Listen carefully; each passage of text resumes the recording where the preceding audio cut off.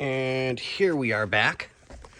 And as you can see, we have all of our back paneling out.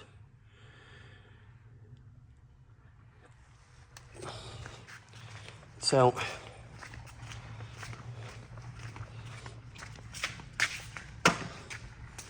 this is a two-piece scenario.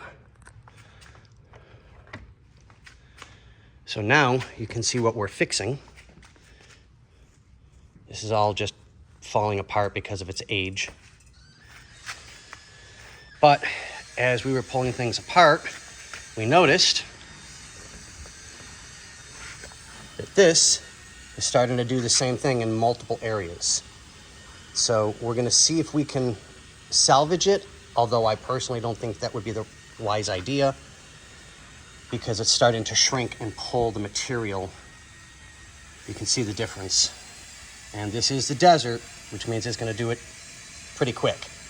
So we'll get in touch with the owner and have him tell us what he wants us to do, as you can see here. So we're already doing this piece, but this one's gonna need to be addressed. So we'll get this to the owner and have him make up his mind as to how he wants this approached. Okay, thanks guys. We'll catch you on the next one.